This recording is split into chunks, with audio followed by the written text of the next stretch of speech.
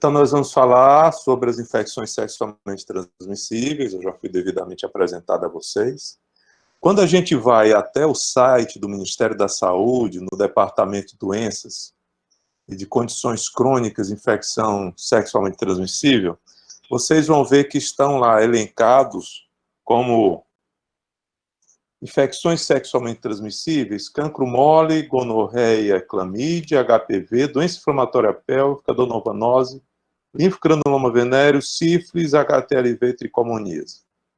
Observem que aqui não está incluído as hepatites e nem o HIV. Então, a gente tentando obedecer, até porque é um tema muito extenso, aquilo que está devidamente definido pelo Ministério da Saúde, a gente vai se deter a essas situações e vamos tomar a liberdade de excluir doença inflamatória pélvica, que na realidade é um agravante da infecção por gonococo e clamídia na maioria das vezes, e vamos excluir também HTLV, tá? Que normalmente vai ser mais diagnosticado em bancos de sangue, não existe normalmente um rastreio determinado para fazer pesquisa de HTLV. É muito interessante que nós temos uma doença chamada sífilis, isso inclusive foi motivo desse editorial que nós escrevemos junto com o professor Mauro Romero e o professor Paulo Giraldo, que é uma doença secular, mas que na realidade é uma doença que continua existindo e continua crescendo, não só no Brasil, como também em outras partes do mundo, mesmo em países desenvolvidos. Então isso aí foi motivo para esse editorial, chamando a atenção que desde que foi criado através dos versos, né, do livro Sífilis Sive Morbus Gallicus, que nós nos deparamos com essa doença que, apesar de fácil diagnóstico e tratamento, continua ainda a nos deixar em situação bem complicada. Observem esses dados aqui, que vocês podem tirar do SINAM, que é do próprio Ministério da Saúde, isso aqui foi retirado no dia 30 de junho de 2020, que mostra a detecção por 100 mil habitantes da sífilis adquirida, segundo as regiões do nosso país. Observe que a região sul é aquela que tem mais casos notificados.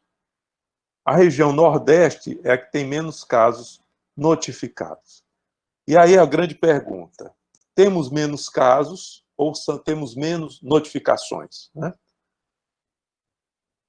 Considera-se que você ter na região nordeste, em verde, um número menor do que a média do Brasil em negro, em preto, e bem menor que a região sul, pode ser, na realidade, um reflexo de subnotificação.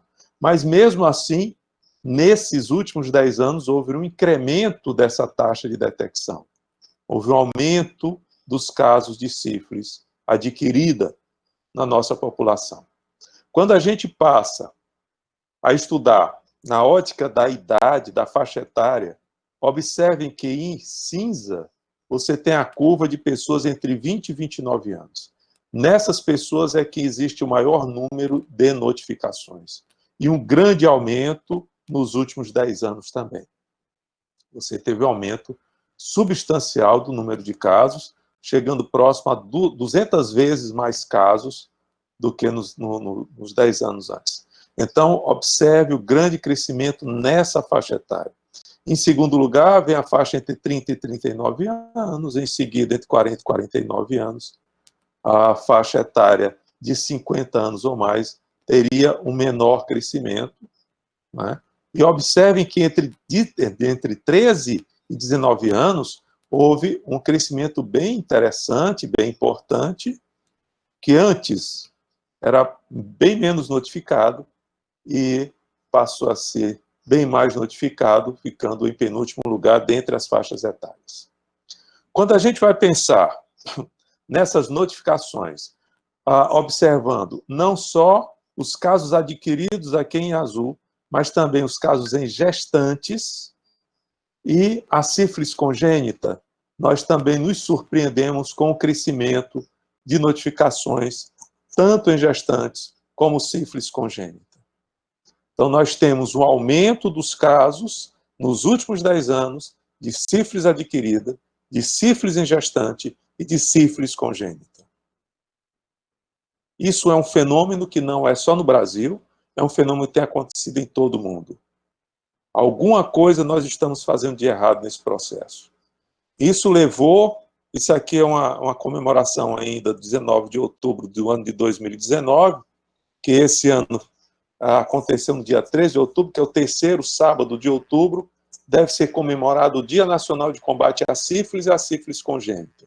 Isso é uma lei federal, 13.430, de 31 de março de 2017. E por que houve a necessidade de ser criada um Dia Nacional de Combate à Sífilis e Sífilis Congênita?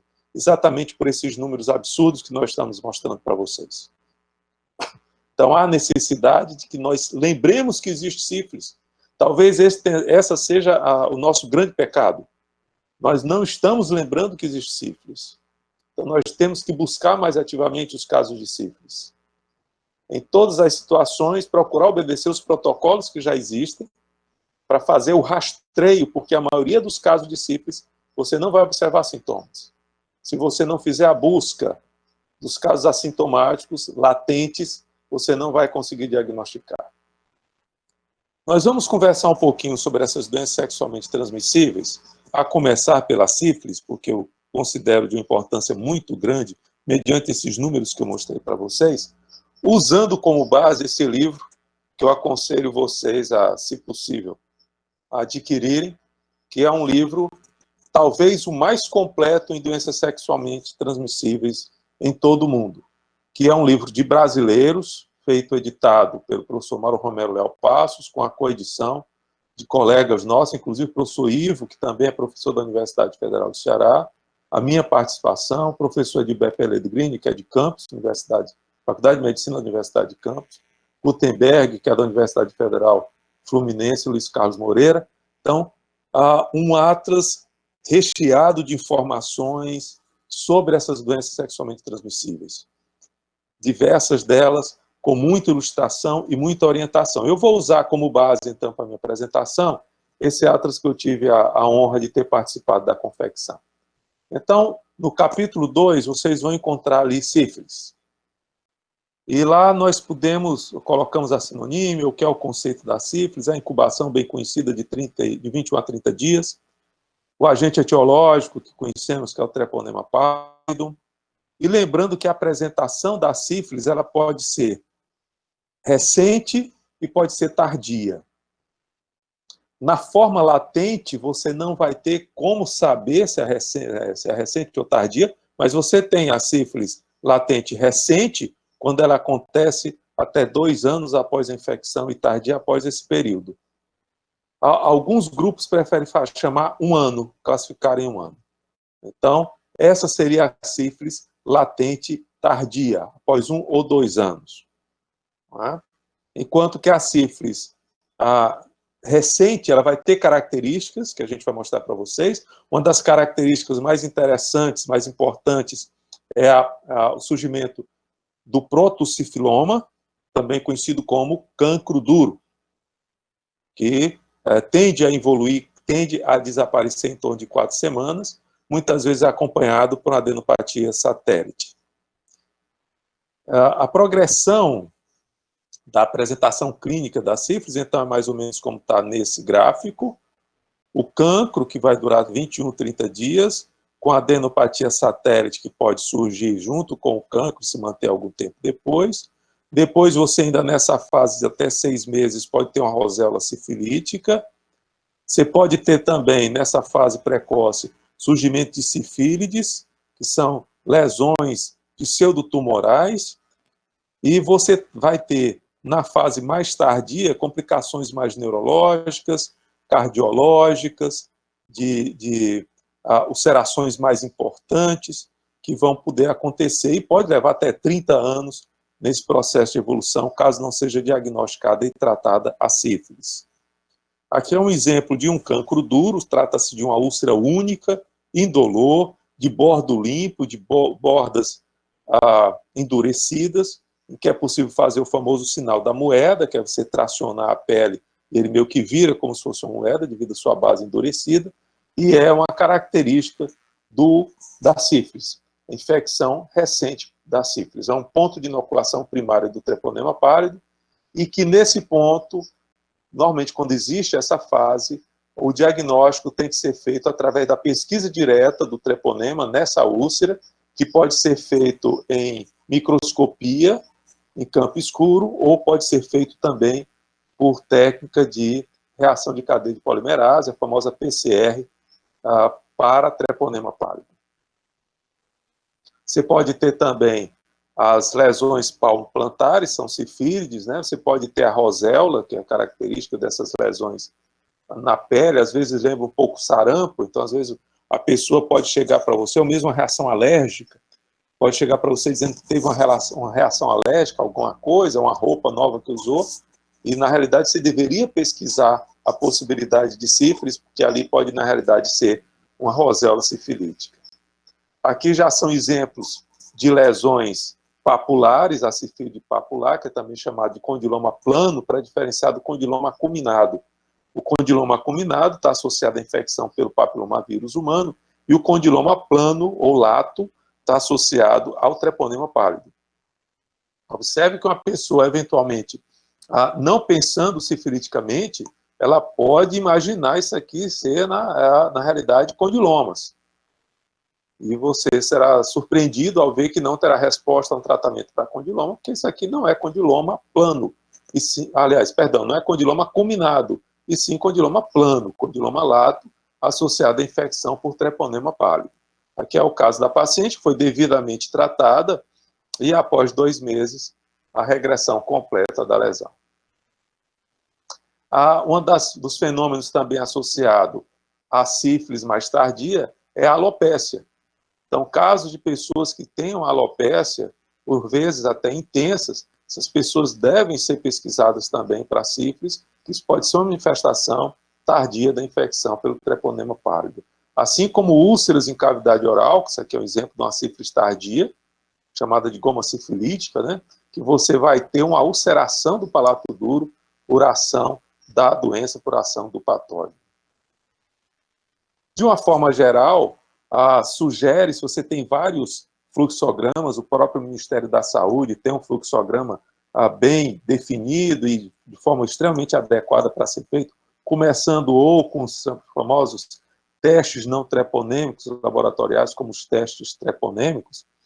Lembrando que o teste não treponêmico, que normalmente nós utilizamos, é o VDRL, e o teste treponêmico, que normalmente nós utilizamos, é o FTA-ABS, né?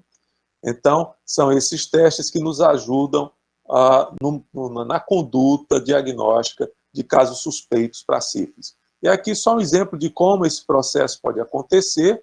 O paciente pode ter uma lesão, pode ser uma lesão protocefaloma, ou pode ser uma roséola.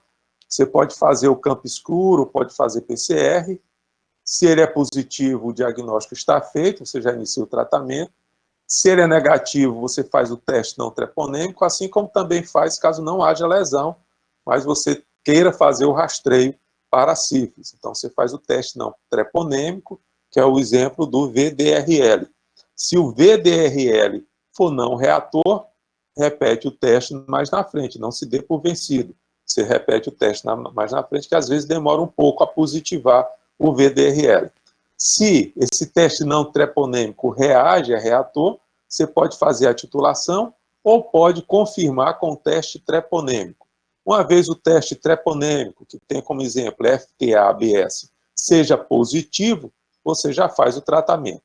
Caso o teste treponêmico não seja reator, não seja positivo, você vai considerar o VDRL como um falso positivo, que ele acontece em algumas situações, como, por exemplo, a própria gravidez. Pode levar a um teste de VDRL falso positivo. Aqui vocês têm um exemplo de um campo escuro com identificação das espiroquetas, né?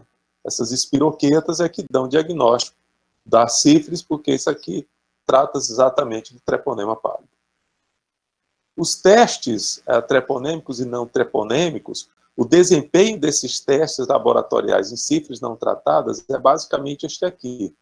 Você vai ter o VDRL, que vai, na sífilis primária, ele vai aumentando, depois ele se mantém bem na sífilis secundária, e à medida que entra ou na latência ou encaminha-se para a sífilis terciária, os títulos tendem a cair.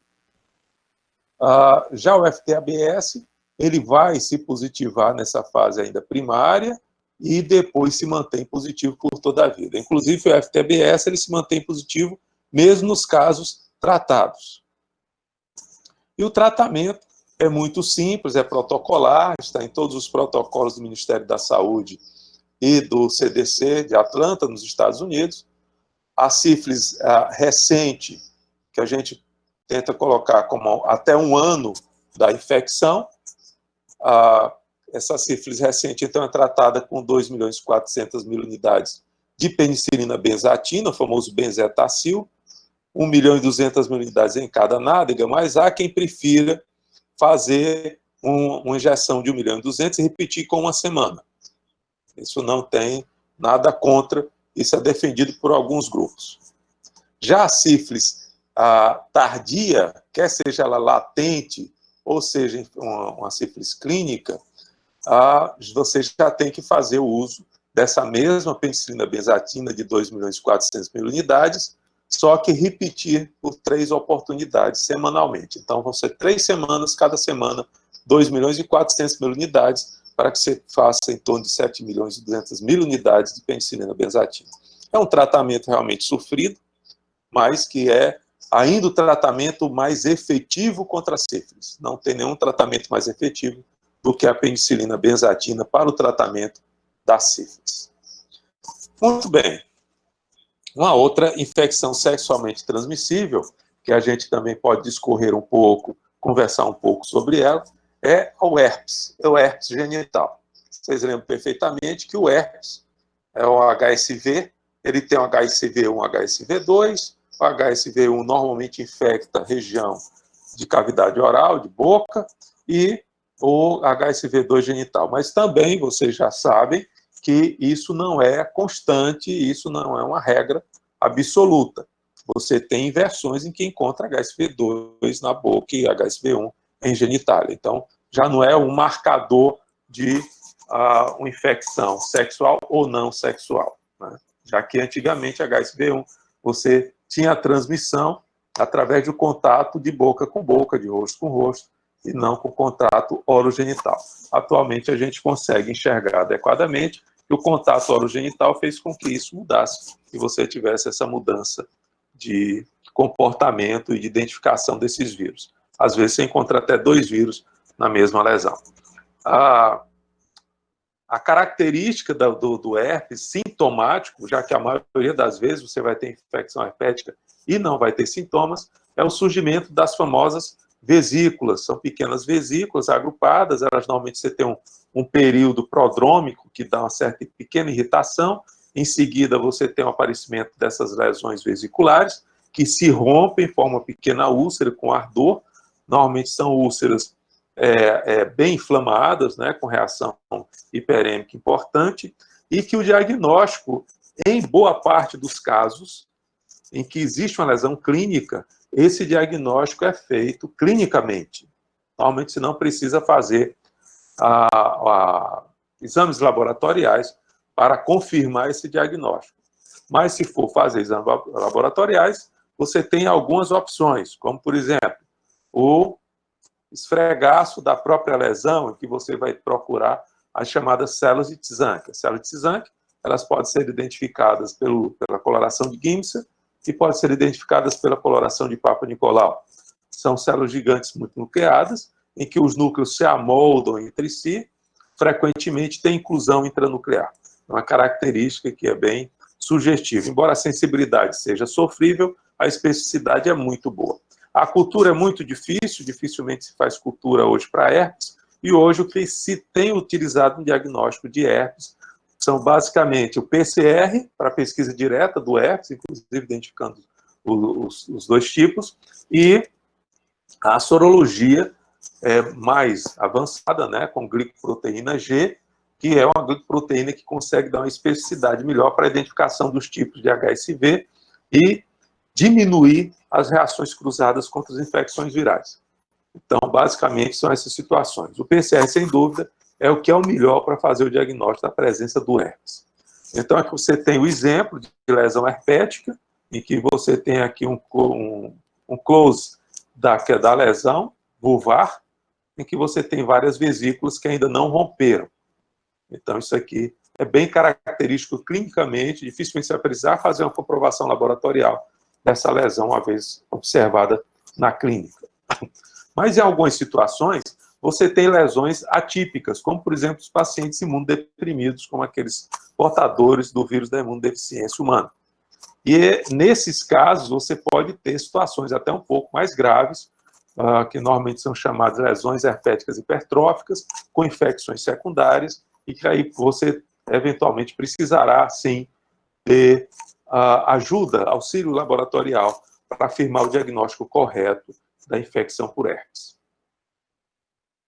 Aqui mostrando a pesquisa da Estela Tizan, que você tinha uma paciente que tinha lesões suspeitas para herpes, foi feito um esfregar sem lâmina e observado no exame de Papa Nicolau uma célula multinucleada, os núcleos se amoldando e inclusões intranucleares. Então, isso aqui é típico é a famosa célula de Tizan, que ajuda a dar o diagnóstico de infecção por herpes, a citopatia do herpes. Às vezes você encontra, por exemplo, lesões como essa, isso é um close de uma lesão no colo uterino, que de outra forma não se teria pensado em herpes, até porque é totalmente assintomática, a paciente vai fazer um exame de prevenção e durante o exame o ginecologista se depara com essa lesão, que ele fica em dúvida se é uma úlcera ou é uma placa, né? Então, nesses casos, você pode precisar, para dar o diagnóstico corretamente, o método laboratorial, que foi o que aconteceu no caso dessa paciente, que ela tinha células gigantes multinucleadas, com amoldamento nuclear, algumas delas com inclusão intranuclear, tipicamente associada com herpes, e em cuja biópsia você consegue identificar as mesmas células gigantes multinucleadas com inclusão nuclear. Então, até a biópsia confirmou tratar-se de uma lesão herpética no colo uterino. Normalmente, as lesões em colo uterino são assintomáticas, boa parte delas vão passar totalmente desapercebidas. O tratamento é bem variável, mas é basicamente de uma mesma classe, né, que é a mesma classe do aciclovir, valaciclovir, fanciclovir, que pode ser administrado pelos protocolos já existentes e que, dependendo da situação, você pode fazer um tratamento para uma fase mais aguda ou um tratamento de recorrências e até mesmo tratamento de supressão para aqueles casos em que a recorrência é extremamente frequente. Muito bem.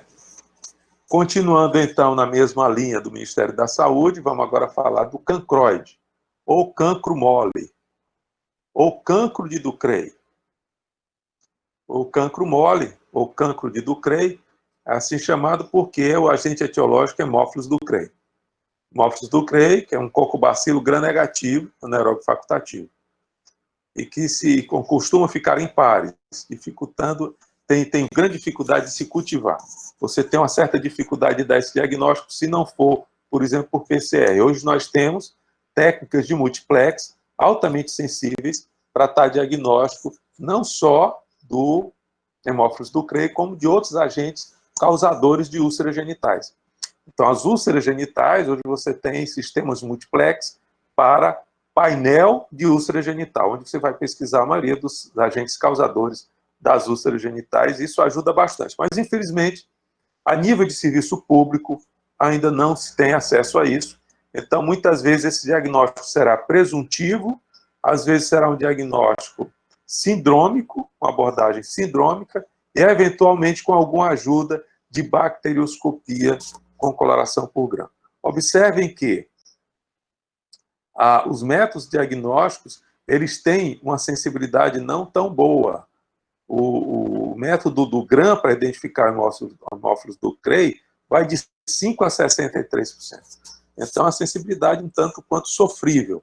Então, muitas vezes, você vai ter que dar o diagnóstico baseado no que realmente você identifica clinicamente, que são as lesões ulcerativas, múltiplas, de bordas irregulares, com uma base purulenta, uma consistência amolecida, dolorosa, que se auto-inocula e geralmente acompanhada por bubões. Então, isso aí é que o que vai lhe levar a um diagnóstico presuntivo. Então, você vai identificar esse tipo de lesão. Observe que é bem diferente do cancro duro que a gente viu na sífilis. São realmente lesões ulceradas, de fundo sujo, de bordas amolecidas, né? Sangrantes, muitas vezes purulentas, e que, com a evolução e o adequado tratamento, vai haver toda a regressão da lesão. E como é difícil você chegar ao diagnóstico no GRAN, que essas estruturas, pequenas estruturas aqui, em meio a esses leucócitos mal preservados, é que são as bactérias, que são hemófilos do Cray. Então, não é todo microbiologista, ou técnico, ou profissional, que seja, que vai conseguir sugerir o diagnóstico a partir do estudo do GRAN. Por isso que o PCR ganhou muita força, né? Você tem aqui novamente, ou através do GRAN, a tentativa de identificação desses pequenos agentes aqui, que às vezes ficam em pares, né, e que poderiam ser sugestivos de hemófilos. E aqui, quando consegue fazer a cultura, seria a identificação bacteriana do material da cultura, formando essa cadeiazinha, que assim, aqui sim, é bem característico do hemófilos do Cray. Mas há uma dificuldade grande de se fazer cultura, tanto é que essa foto é uma cortesia de um professor Bochart, que sequer tivemos nós a oportunidade de nós termos essa foto. Tivemos que pedir a cortesia ao direto professor. O tratamento também é protocolar. Você tem aqui o CDC, você tem o próprio Ministério da Saúde com seu protocolo. Normalmente se usam antibióticos como a azitromicina, ceftriaxona. Na gravidez, a eritromicina. E a ciprofloxacina, vocês estão sabendo que cada vez menos se tem utilizado devido à pressão de resistência bacteriana que tem existido com relação à ciprofloxacina. Então, cada vez tem usado menos ciprofloxacina. A eritromicina fica restrita para as mulheres grávidas, em que você tem que usar a eritromicina em situações em que não tem acesso a ceftriaxona, que pode ser feito na gravidez, mas que em situações que você não pode usar, você usaria a eritromicina. Linfogranuloma venéreo é outra infecção sexualmente transmissível clássica, a ponto de ser conhecida como a doença de Nicolas Favre-Durand. É uma linfadenopatia, é uma doença que causa uma linfadenopatia purulenta, forma um bubão purulento, e é causado pela Chlamydia trachomatis, nos tipos L1, sorotipos L1, L2 e L3. Vocês lembram que a Chlamydia trachomatis você tem vários sorotipos, né? Que você vai ter, por exemplo, L1, L2 e L3 associados ao linfogranuloma venéreo e D até K associado a cervicites uretrites, tá? Enquanto que os sorotipos A e B são associados com as lesões oculares. Então, você tem essa variação. Os tipos L1, L2 e L3, então, estão associados ao linfogranuloma venéreo. Então, lembrando que é aquela adenite inguinal dolorosa, formando bubões, né, normalmente purulenta. O diagnóstico laboratorial também não é tão fácil. Você vai ter que fazer um diagnóstico, idealmente, através, de novo, de PCR. Sorologia, eventualmente, pode ser feita em casos de suspeita de linfogranuloma venéreo, diferente do que acontece com as cervicites, onde a sorologia não serve para absolutamente nada, a não ser pesquisa, mas não serve para acompanhamento e abordagem diagnóstica e terapêutica da paciente. A Papa Nicolau e Guimissa, embora apareçam com uma sensibilidade de moderada a fraca, eu considero que nós não podemos mais nos deter em tentar fazer diagnóstico através de métodos morfológicos para clamídia, porque você não identifica a clamídia, ela é uma pequena bactéria que pode induzir reações celulares, citopatias celulares, só que com características que se confundem com outros fenômenos reativos reparativos. Então, eventualmente, você vai ter muito falso positivo. Apesar de falar da especificidade alta, mas nós temos observado, sim, muito falso positivo. Então, o PCR continua sendo a melhor forma de dar o diagnóstico, se não voltamos à questão da abordagem sindrômica e fazer um diagnóstico sindrômico que é arriscado o tratamento de linfogranuloma venéreo, quando nós não temos acesso a métodos diagnósticos, como acontece na maioria dos postos de saúde e serviços de atendimento do SUS. Aqui mostrando o exemplo de paciente que mostrou essa linfadenopatia, linfadenomegalia inguinal, com flutuação, né, com formação de pus, que muitas vezes drena espontaneamente e que é bem característico do linfogranuloma venéreo. O tratamento recomendado pelo CDC, também pelo Ministério da Saúde no Brasil, de novo, você tem a doxiciclina, a eritromicina e a azitromicina como as drogas que são mais utilizadas. Lembrando que a azitromicina, nesses casos, ela é repetida por 3 semanas. Então, é 1 grama, uma vez por semana, durante 3 semanas. Donovanose é outra infecção sexualmente transmissível, outra doença sexualmente transmissível, que era conhecido como granuloma inguinal, e a gente prefere hoje usar o termo donovanose para não confundir granuloma inguinal com linfogranuloma venéreo, que é um granuloma inguinal. É uma linfadenopatia na região inguinal. Então, para evitar as confusões, melhor chamar de donovanose.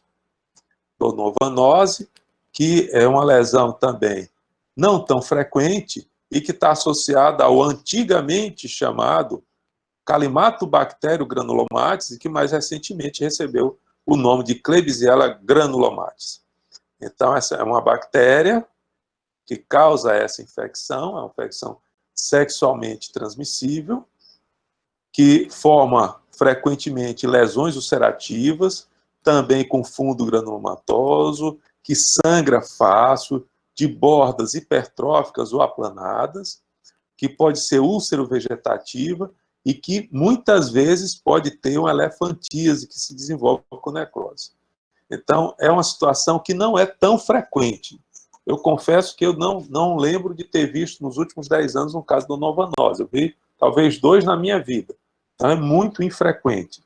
Mas a gente tem que estar com a donovanose também, pensando nesse quadro para fazer o diagnóstico.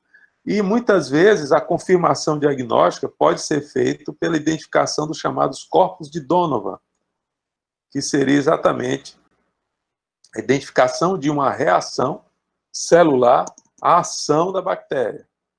E aí pode ser feito tanto em esfregaços citológicos como em biópsias, em que você vai identificar aqueles corpúsculos de Donovan que eu vou mostrar para vocês daqui a um tempinho. Aqui você tem a ulceração, que foi diagnosticada como donovanose. Normalmente é uma ulceração que se arrasta, né? Você vê que é raro, tem menos que 30 dias. Ela tende a ser uma evolução arrastada, até porque às vezes o diagnóstico acaba sendo tardio. Com o tratamento há uma boa resposta. Essa lesão aqui, foram feitas biópsias para tentar identificar adequadamente, e uma vez tratada, 15 dias após o tratamento, você já tinha uma boa regressão da lesão. Então, tratamento adequado, na época foi feito com tianfenicol, mas hoje não temos mais o tianfenicol disponível, e estamos fazendo tratamento com antibióticos, outras opções de antibióticos, eu já mostro para vocês. Só para não mudar aqui o andamento do nosso raciocínio. O laboratório, através de suave e biópsia, tem sensibilidade e especificidade moderada fraca, mas hoje nós temos a possibilidade, através de multiplex, de identificação por PCR da Klebsiella, a granulomatis. Então, você tem, através de método de biologia molecular, que é o painel para úlceras genitais, a possibilidade de fazer o diagnóstico etiológico do agente. Mas não temos isso no sistema público de saúde. Então, nós ainda trabalhamos com citologia e com a biópsia. Aqui vocês observam, isso aqui são os corpúsculos de Donovan. Aqui, no caso, foi um Giemsa. Foi tirado da úlcera genital, mostrando, então, os vacúolos com os corpinhos dentro. que são os corpos de Donovan. Aqui é uma citologia de Papanicolau, mostrando a vacuolização celular e as inclusões que sugerem, mas não dão diagnóstico, sugerem também tratar-se de infecção pela Klebsiella. E aqui você tem também a observação dos corpúsculos, e aqui eu acho que de uma forma bem mais interessante, eu acho que o Gims acaba sendo melhor para isso, você consegue observar os corpúsculos de Donovan no citoplasma. Normalmente que acontece em macrófagos, essa identificação. E aí os tratamentos, que de novo, doxiciclina, azitromicina, e eritromicina. A ciprofloxacina é cada vez menos utilizado, nós já falamos disso, existe uma pressão seletiva muito grande, uma resistência antibiótica, a este antibiótico muito intensa, e está sendo evitado o ciprofloxacina. Então, a tendência é usar a doxiciclina, a azitromicina e, eventualmente, a eritromicina. E aqui o próprio CDC fala com relação à gestante, né, que a opção seria a eritromicina. Falando um pouco, resumidamente,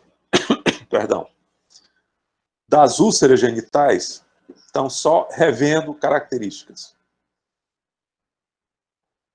O cancroide normalmente forma uma úlcera de bordas inflamadas, trata-se de uma úlcera mais profunda.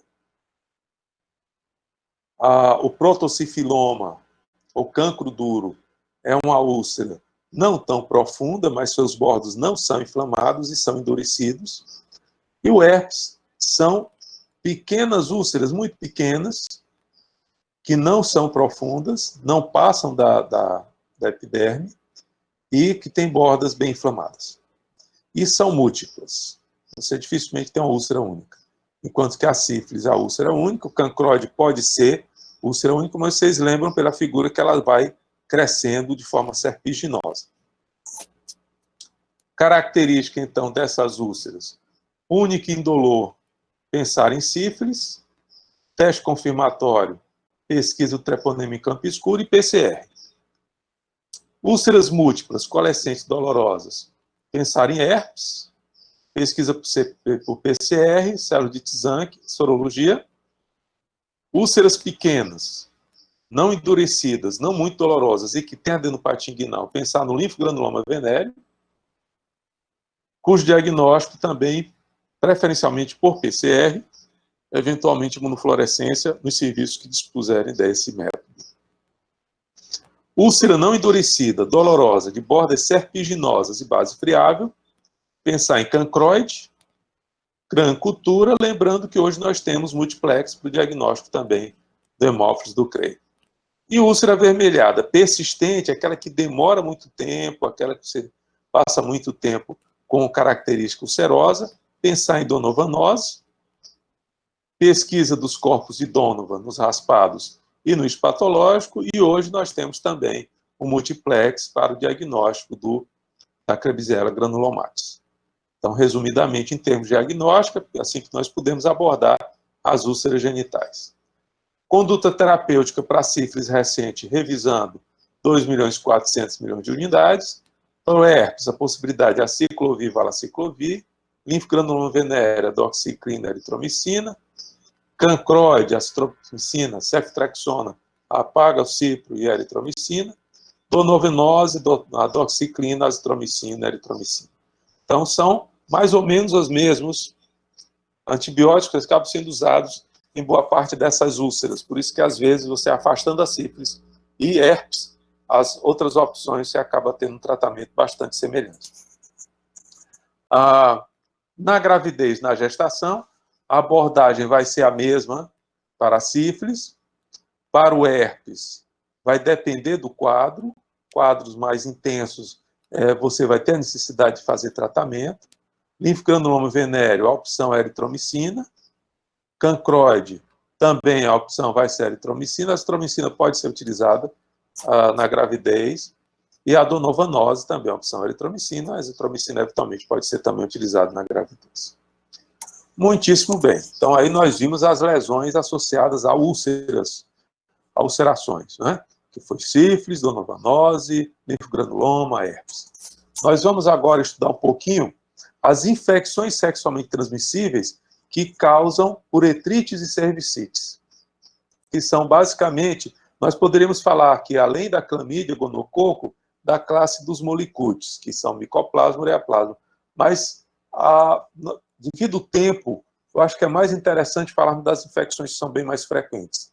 E gonococo e clamídia são infecções que a gente tem realmente que se preocupar. Se eu tentei passar para vocês a grande importância que tem pensar em sífilis, eu tenho que passar de forma dobrada, triplicada, a importância com relação à clamídia. E secundariamente a gonococo, mas principalmente a clamídia.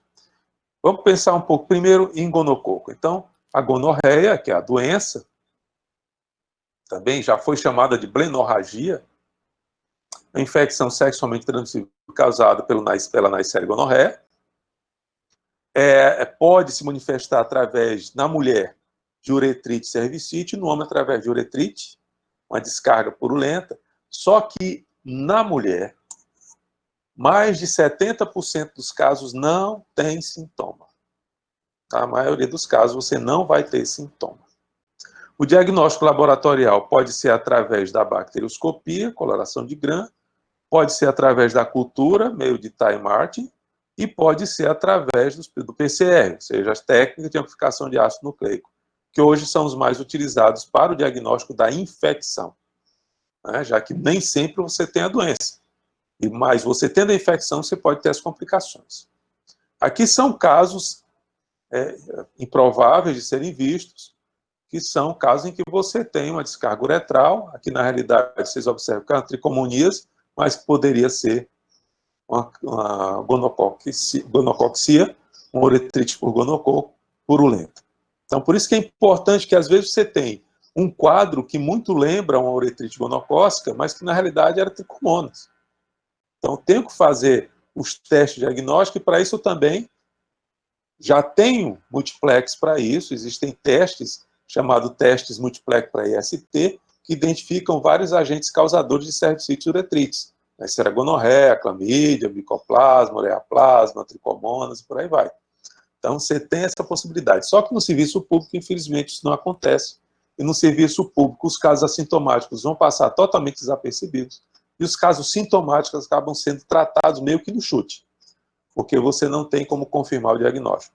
A boa notícia que nós temos é que existe uma intenção, apesar de todas as restrições financeiras do nosso país, do Ministério da Saúde em implementar polos para rastreio de infecções por clamídia e Neisseria gonorreia em determinadas cidades do Brasil, e Fortaleza foi contemplada, a nossa Universidade Federal do Ceará foi contemplada.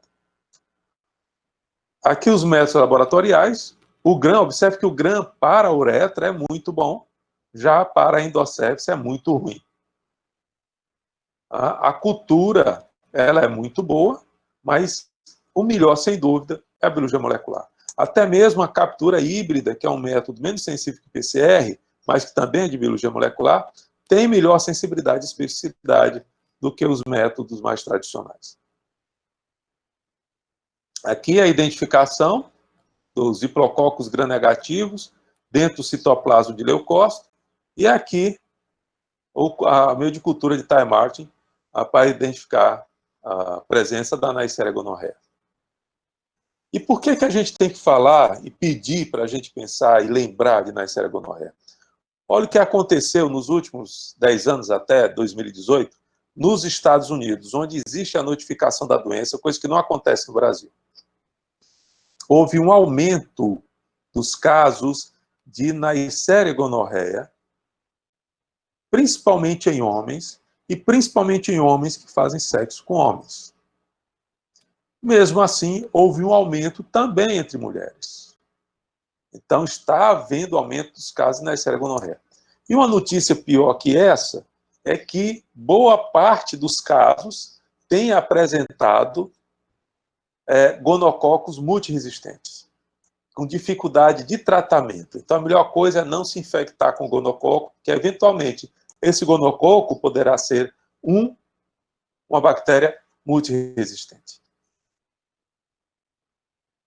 chegou-se a tal ponto que em 2015 o CDC, no seu manual, no seu guideline, no seu protocolo, sugeriu que começasse a fazer rastreio anual para Neisseria gonorreia em determinados grupos. Mulheres sexualmente ativas com menos de 25 anos, toda vez que houvesse um novo parceiro, quando houvesse mais de um parceiro, quando o parceiro tivesse outras parceiras, quando houvesse alguma infecção sexualmente transmissível em si ou no parceiro. Então, mesmo sem sintomas, essas pessoas deveriam ser rastreadas para Neisseria gonorreia, uma sugestão dada pelo CDC a partir de 2015. Isso não é difícil, porque o rastreio normalmente vai ser feito através de testes de PCR, e os testes de PCR podem contemplar mais de um agente. Então, você pode fazer rastreio para Neisseria e clamídia num só teste, como pode fazer para Neisseria, clamídia, micoplasma, ureaplasma, tricomonas, treponema num só teste também. E a clamídia? Essa aí a gente tem que parar um pouquinho e conversar um pouco mais sobre ela. A clamídia, que é essa bactériazinha intracelular obrigatória, tem esses sorotipos DAK, que infecta as células. Se fala em período de incubação, mas isso só acontece em sintomáticos, lembrando que 80% das mulheres não terão sintomas. Portanto, você não vai ter uma determinação de período de incubação. Observem os números da clamídia nos Estados Unidos. E observem que é muito mais frequente aqui entre as mulheres. Houve um crescimento absurdamente alto no total em homens, mas principalmente em mulheres. E é uma infecção que causa dor pélvica crônica, oclusão tubária com infertilidade, perdas gravídicas repetidas, amniorrex prematura, trabalho de parto prematuro, infecção neonatal, infecção cirúrgica, aumenta em 2 vezes o risco de se ter câncer de colo uterino. Então, veja que é uma infecção que, em sua maioria, é assintomática e que causa grandes danos e grandes custos a todas as mulheres que se infectam por este agente. Por isso que é importante investir no rastreio, para evitar que haja as complicações associadas a essa infecção. Olha outra coisa interessante, também dados dos Estados Unidos, entre 2009 e 2018, que é a divisão dessa frequência, dessa taxa por 100 mil, conforme a idade. E como é mais frequente, bem mais frequente, abaixo de 25 anos. É muito frequente abaixo de 25 anos. E aí eu faço a pergunta: quem já viu, quem já ouviu algum colega ginecologista que esteja fazendo anualmente no seu consultório privado, onde é possível fazer rastreio por PCR, rastreio para a clamídia? Quando a paciente vai fazer, por exemplo, o exame de Papa Nicolau, é sugerido ela fazer um teste para a clamídia?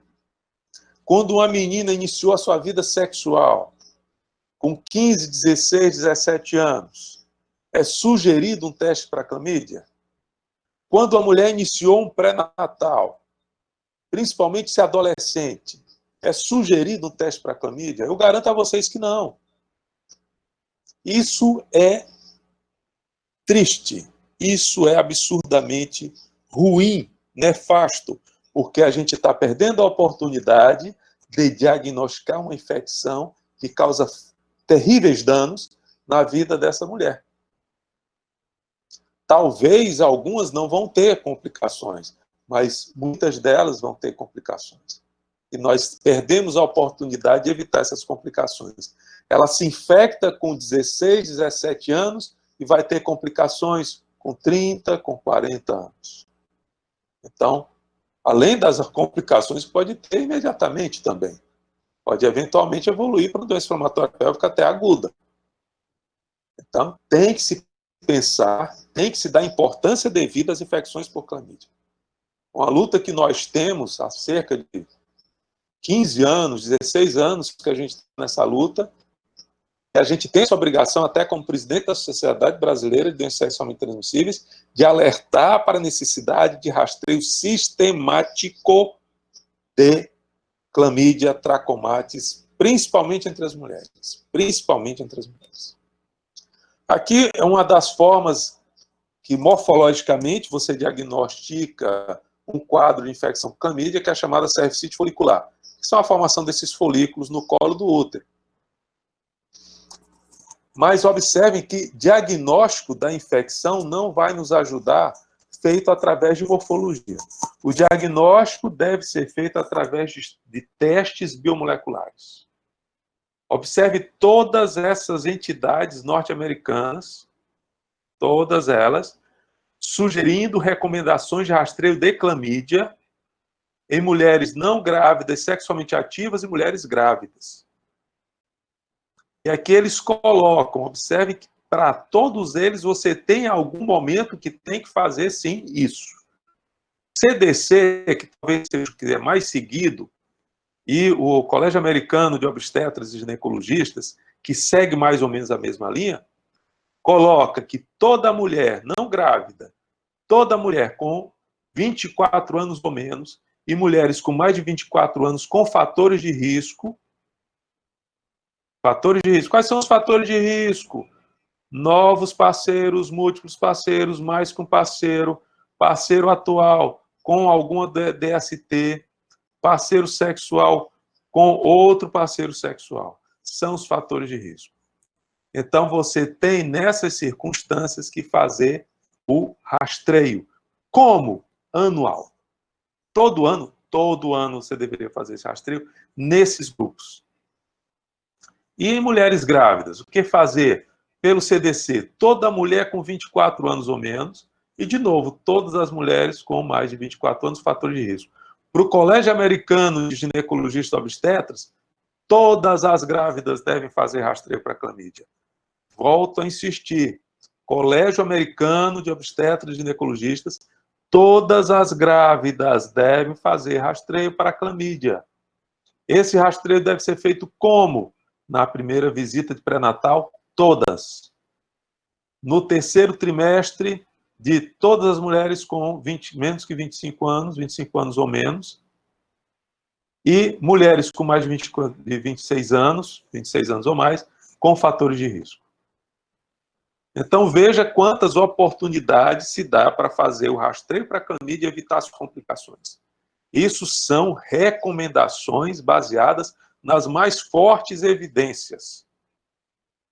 São organizações internacionais de alta credibilidade que fazem esse tipo de sugestão. Por isso, nós temos que pensar seriamente nisso. Esse foi um trabalho que nós participamos, estudo de meta-análise, em que se tentava ver a associação entre clamídia e morbidade e mortalidade perinatal.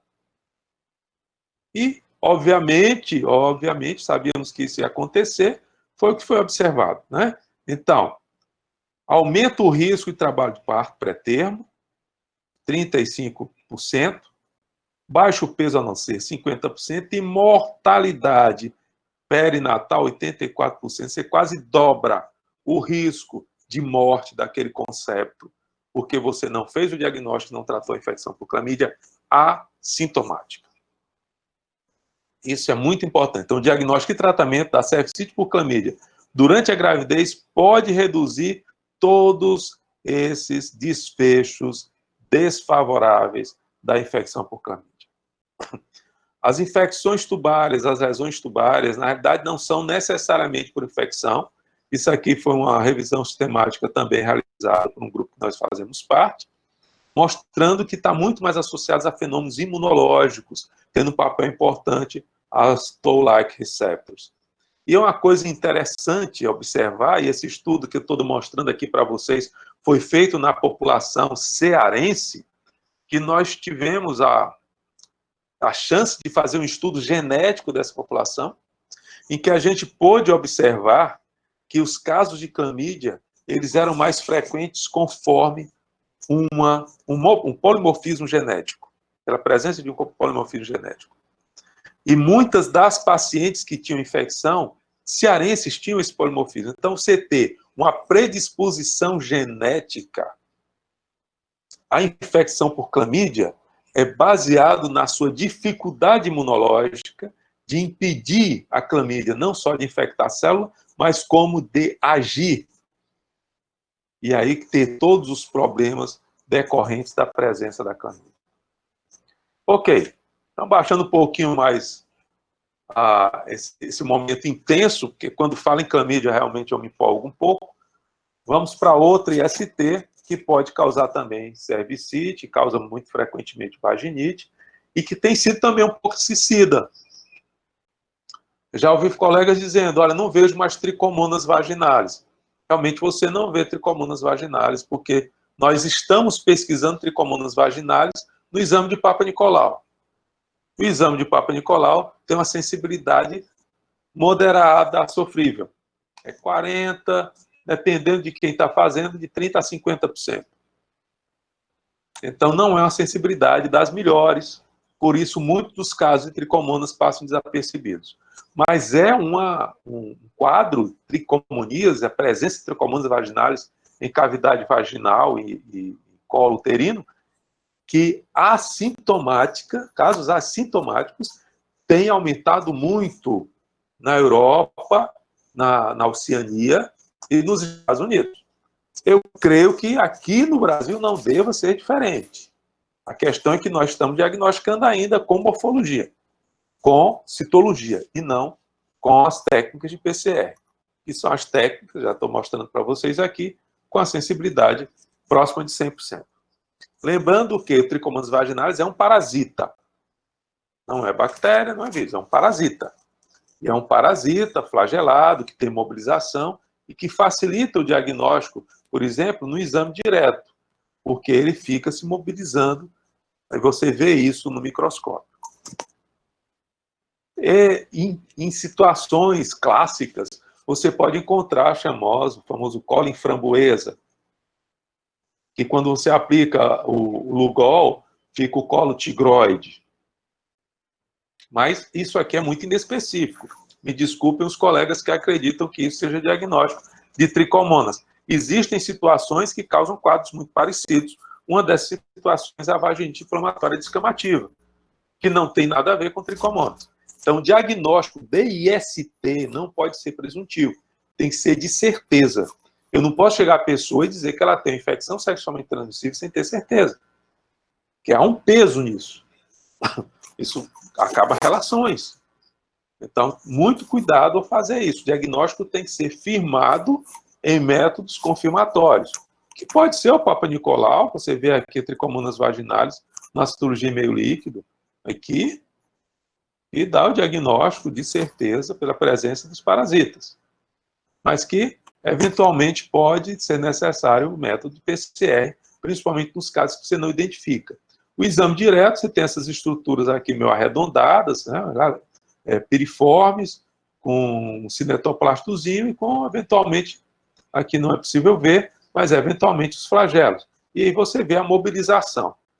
Aqui você tem, de novo, no Papa Nicolau, você tem um cinetoplasto aqui bem visível, e a estrutura bem típica de tricomonas vaginais.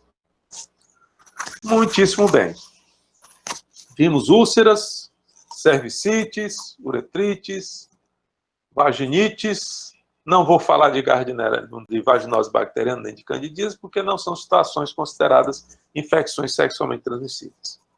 Nós vamos passar agora para o HPV.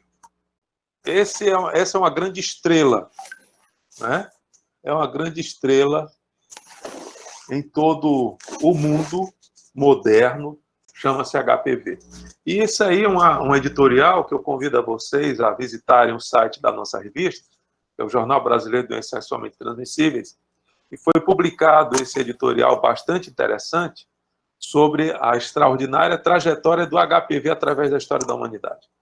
É muito interessante, é muito bom de ler, é uma coisa que você lê assim, no fim de semana, tomando lá o seu vinho, relaxando, porque é uma leitura bem agradável e curiosa sobre todo o processo evolutivo que experimentou esse vírus dentro da história da humanidade. A grande importância que passou a ter esse vírus. A gente pensa em IST, porque é uma infecção transmissível sexualmente, mas que pode causar uma DST, que é o condiloma acuminado, e pode causar um câncer.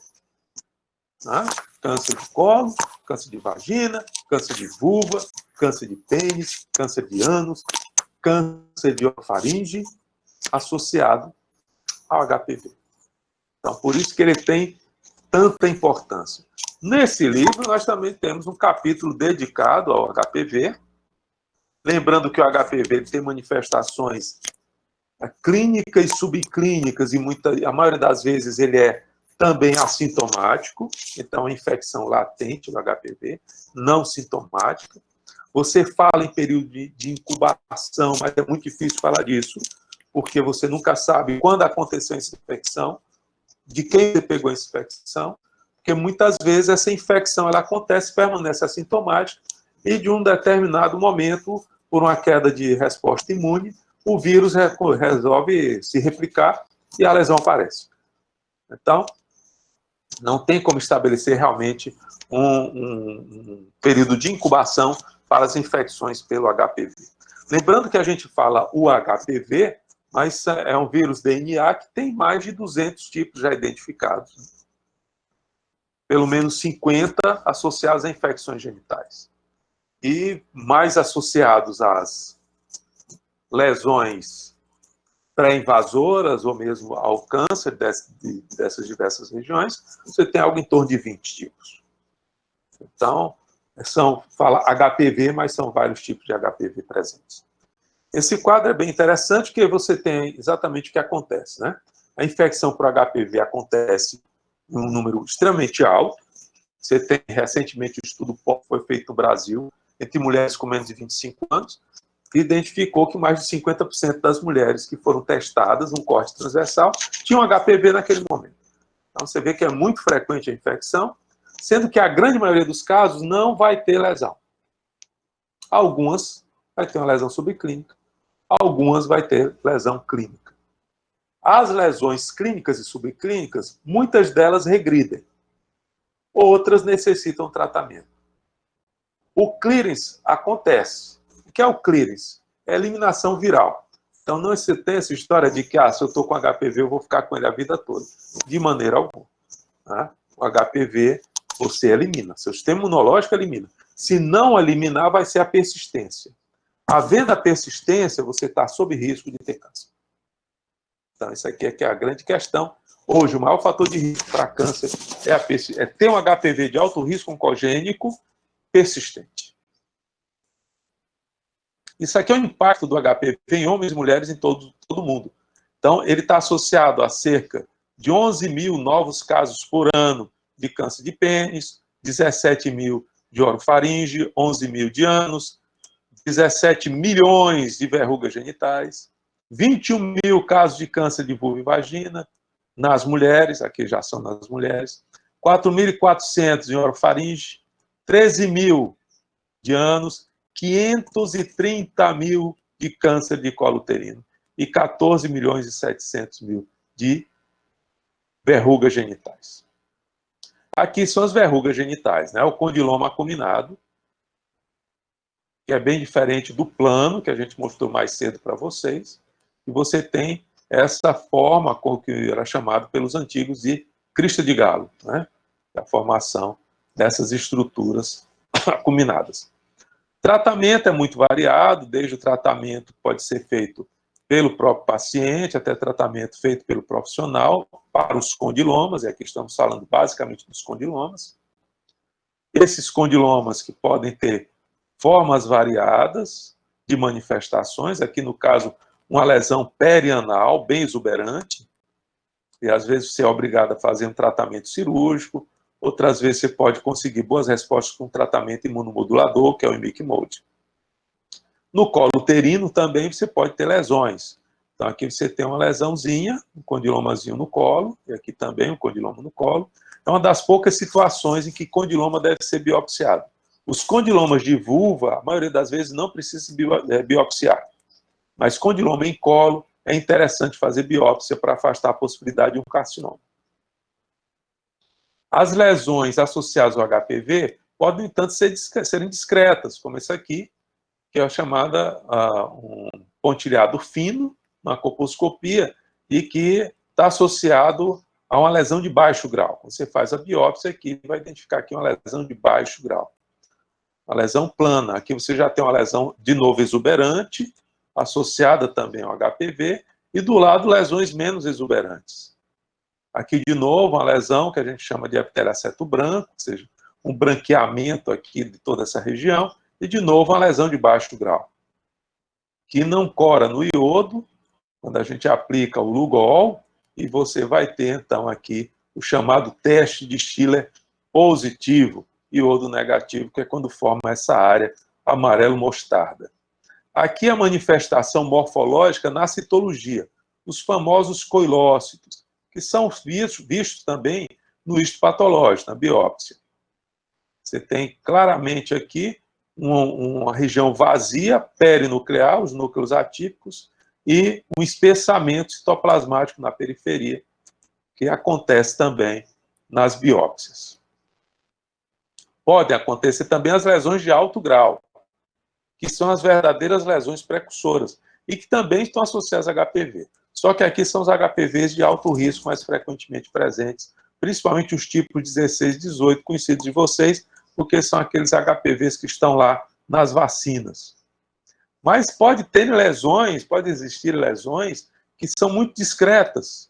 Você vê uma binucleação em que os núcleos não estão acolados entre si, que não estão tão aumentados, mas de qualquer forma é um quadro atípico. Passando por outros quadros, cuja atipia às vezes é confusa, isso tudo causado por HPV, aqui o coilócito, aqui a lesão de alto grau, pelo HPV. E tão importante como diagnosticar a lesão, tem sido diagnosticar a própria infecção.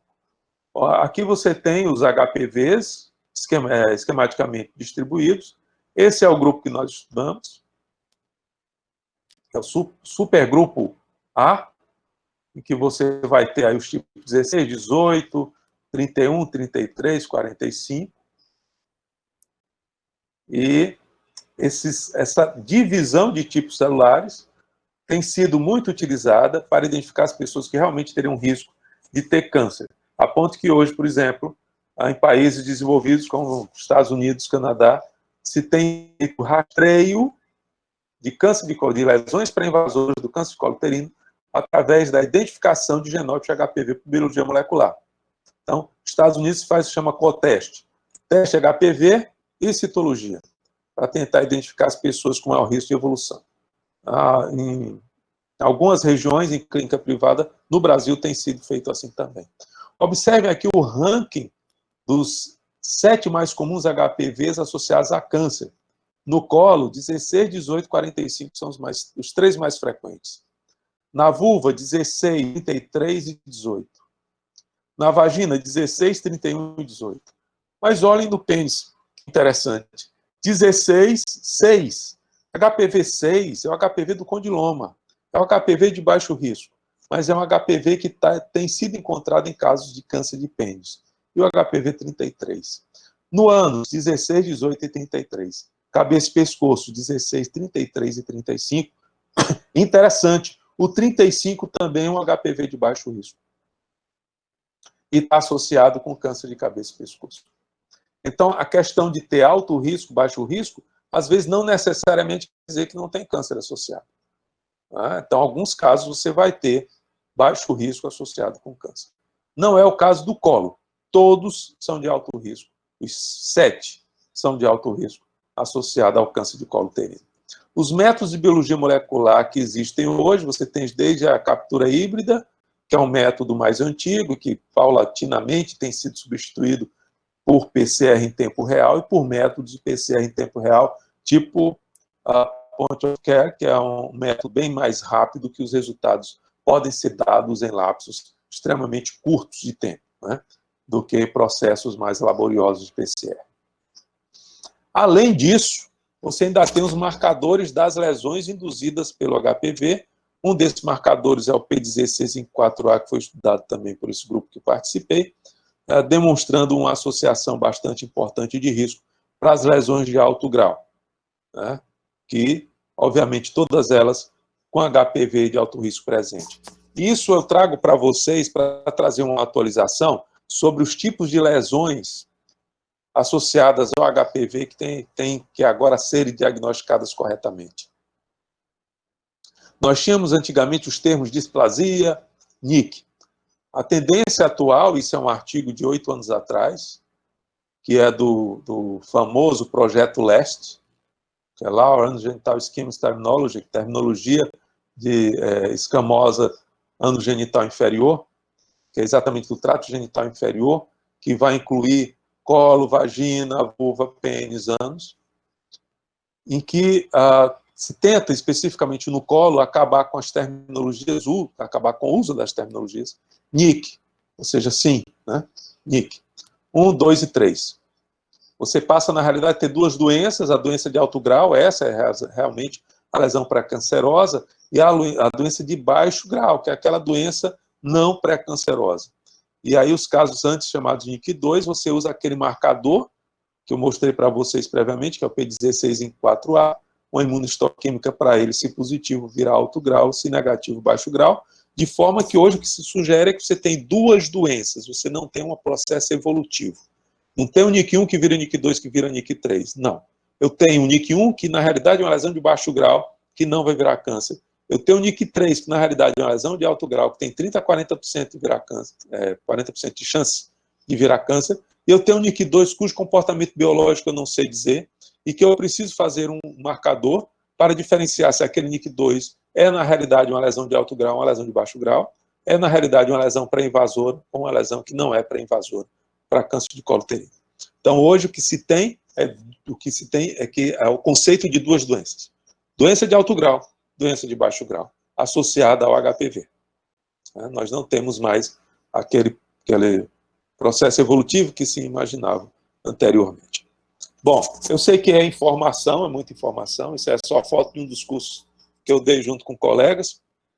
Esse aqui é o professor Mauro Romero, que é autor do livro, que eu trouxe para mostrar, mas na verdade editor do livro, cujo livro eu sou co-editor junto com ele, que eu trouxe para mostrar a vocês. Aqui é um dos cursos práticos que nós demos no Rio de Janeiro, mostrando exatamente até onde nós podíamos ir em termos de sistema público de saúde, que é os métodos microscópicos, né? Que aqui nós fizemos a coloração por Gram, fizemos método direto, Papa Nicolau, né? Tentando ajudar os colegas a utilizarem, porque é como diz um grande amigo meu de Portugal, Pedro Vieira Batista, que ele diz que nós estamos na época da biologia molecular, mas nós não podemos ainda aposentar os microscópios. Cada vez mais nós temos que continuar gostando dos nossos microscópios.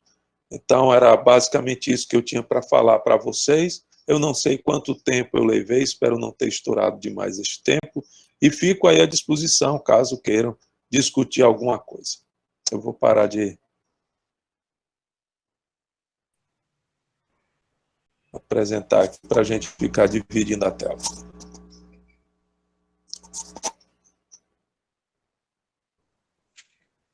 Não, doutor José Lotário, foi no tempo, inclusive foi antes do tempo também. A gente queria primeiramente agradecer, em nome da LED eu agradeço a participação e queria parabenizar pela aula também. Nós não temos perguntas, eu não sei se alguém vai fazer alguma pergunta aqui no chat, mas no formulário nós não tivemos.